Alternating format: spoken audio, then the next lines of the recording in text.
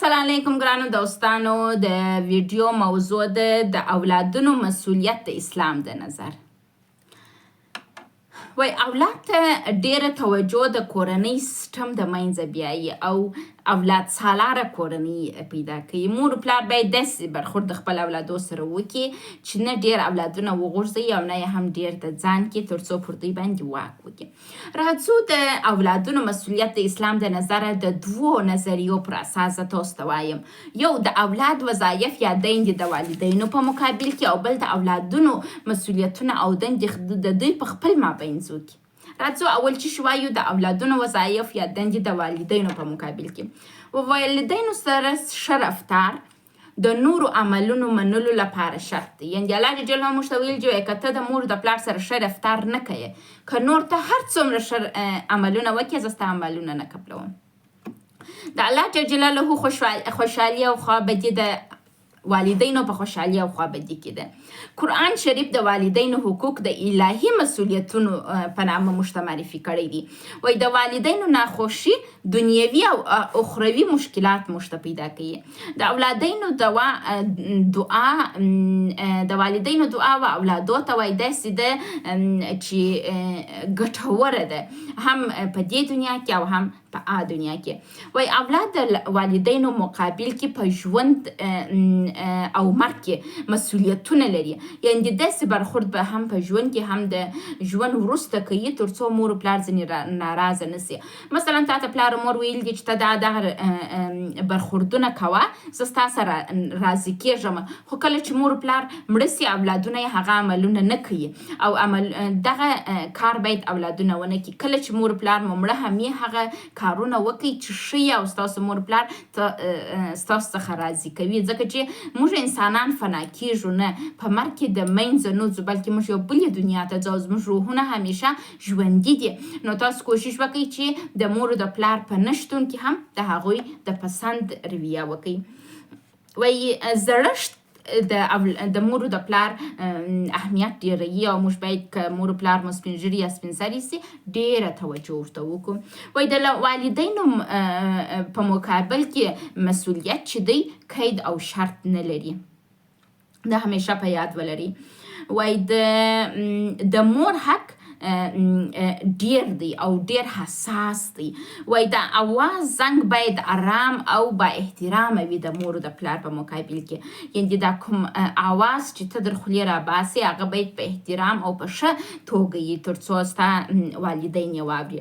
وایي اسلام موږ ته ویلي دي چې تاسو د اوف کلمه د مور او د پلار په مقابل کې مه وایاست، ځکه چې د هغوی د رنځ سبب کیږي او دا به تاسو ته ګناه سي. یعنې د مور د پلار په مقابل کې باید موږ متوجه واوسېږو چې څنګه خبرې وکړو. وایي والدینو ته په خپل نامه مه ورږغ کوئ، ځکه چې دا یو غیر اخلاقي کار دی او د کورنیو روابط خرابوي. وایي اولاد ته باید څنګه محیط جوړ کړو. راځو په څو ټکو کې زه تاسو ته وایم. وایي اولادونه باید د والدینو څخه مخکې قدم وانخلي، د دوی تر مخه کښېنني، تکیه پر ونه کړي پر والدینو باندې، په غوسه ورته ونه ګوري، بې حیایي ونه کړي. وایي حتی که مور پلار ستاسو سره ظلم هم کړی، تاسو یې په مقابل کې بې حیایي او بې احترامي مه کوئ. وایي ښه برخورد د جنت لار ده او د والدینو مچ کول عبادت دی. په هیڅ وجه د خپل والدینو سره وایي کتې روابط مه کوئ، ځکه چې ستاسو ټوله اعمال در خرابوي او دوزخ ته مو بیایي. وایي په زړښت کې ضعیفي په خاطر باید موږ خپل د والدینو ډیره توجه وکړو تر څو د الله جل جلاله ثوابونه ترلاسه کړو او آخرت مو ځان ته سم کړي او دا دنیا هم. وایي مور ډیره سرمایه ګذاري په والدینو کې کوي تر پلار باندې نه، نو د مور باید ډیر قدر وسي او همیشه دا په یاد ولري د مور د پلار سره برخورد ستاسو د نورو عملونو یو کلي ده او ستاسو د دې دنیا او دنیا د سعادت سبب کیږي.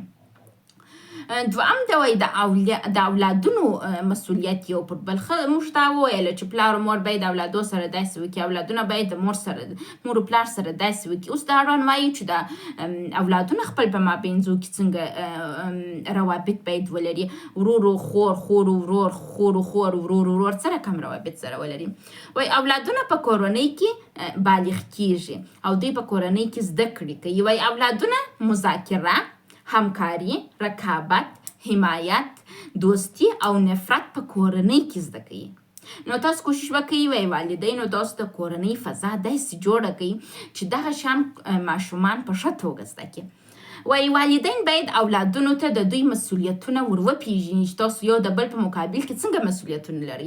وای کورنۍ باید میانه روي وکړي خپل د رویو په قانون کې، او اولادو ته دومره حقوق ورنکړي چې هغه خپل د سر سي.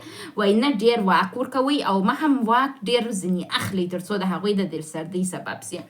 وای تر څو استقلالیت بې له غلطي تربیه وانخلي. ماشومانو ته استقلالیت ورکړي، استقلال ور جوړ کړي چې با استقلاله کس واوسیږي، لیکن د تربیه سره. وای د ورور او خور روابطو تدریس وکړي چې ورور باید د خور سره څنګه روابط ولري او خور د ورور سره څنګه روابط ولري.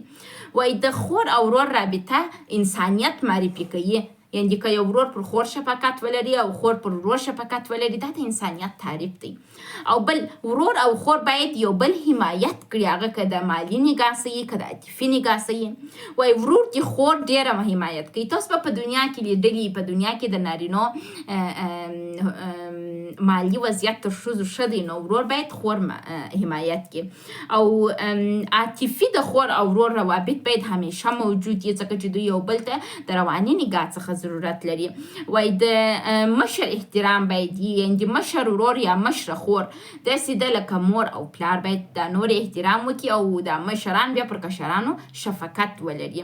وای ورور او خور باید یو د بل مالی حمایت هم وکړي، که خور پیسې لري ورور ته جوړ کړي، که ورور لري و خور ته جوړ کړي. دا د دې سبب کېږي چې دوی هم د رواني نگاه څخه سم او هم په ټولنه کې د قدر او د عزت خاوندان. نو ډیره مننه چې غوږ مو نیولی و تر اوسه پورې.